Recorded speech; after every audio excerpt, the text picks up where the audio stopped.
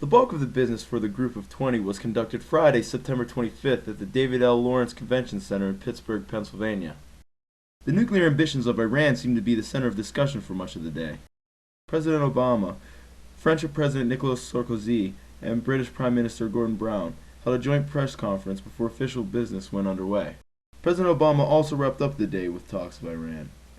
Please excuse our footage, as we are experiencing technical difficulties during filming.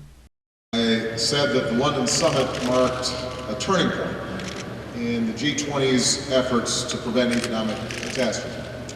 And here in Pittsburgh, we've taken several significant steps forward to secure our recovery and transition to strong, sustainable, and balanced economic growth. We brought the global economy back from the brink. We laid the groundwork today for long-term prosperity as well. It's worth recalling the situation we faced 6 months ago: a contracting economy, skyrocketing unemployment, stagnant trade, and a financial system that was nearly frozen. Some were warning of a second Great Depression. But because of the bold and coordinated action that we took, millions of jobs have been saved or created. The decline in output has been stopped.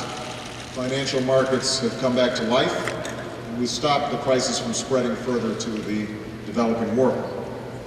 Still, we know there is much further to go.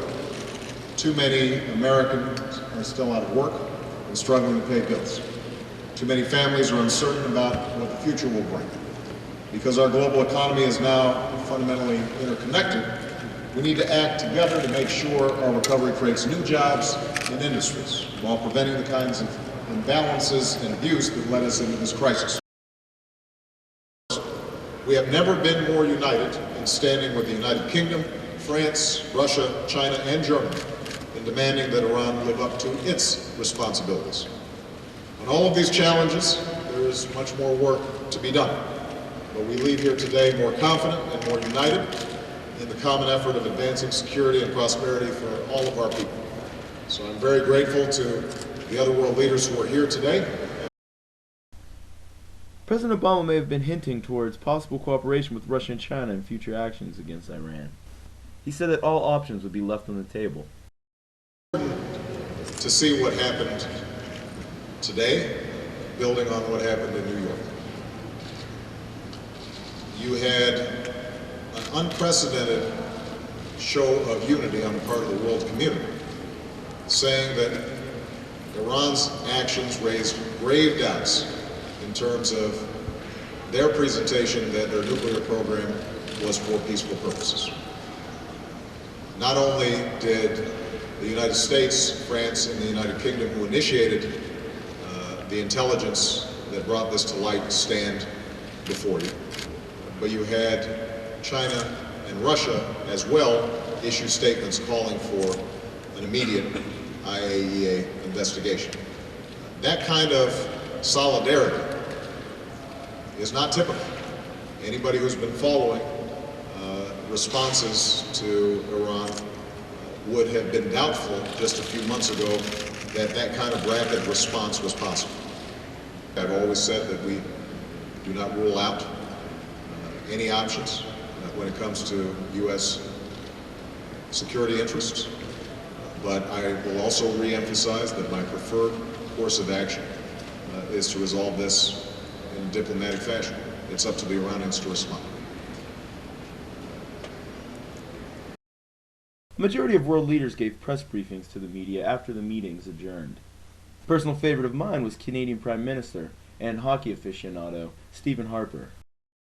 Besides the United States being our neighbor, and our best friend, which we value enormously, I'm always amazed whenever I come to the United States, either as Prime Minister or as in the past as a private citizen, how friendly the American people are, and how welcoming Americans are to whatever part of the country you're in. I find the American people the most upfront, open, welcoming people that you can find anywhere on earth, and we've certainly had that feeling. As you know, in Canada, nothing's more important to us than our hockey. This country is, or the city is the envy of the country right now because it holds the Stanley Cup. You may or may not know I'm a bit of an amateur hockey historian, and Pittsburgh is a historic center in terms of hockey. Pittsburgh had one of the first artificial ice rinks in North America. It was either the first or the second. I can't remember if it was first or second after New York, but it was the first artificial ice rink, the Duquesne Gardens, which was dedicated primarily to hockey. It actually hosted the first professional league in the world, which had a great impact upon the development of the game in Canada. So we're in from a hockey standpoint, a very historic place. And I was speaking with President Medvedev. I've got to tell you this story as well, because everybody was talking about the great resurgence of Pittsburgh in the past generation. And of course, one of the symbols for this is the Pittsburgh Penguins, and he and I both noted that the reason, big reason for their championship and the rebirth of the franchise has been Malkin and Crosby.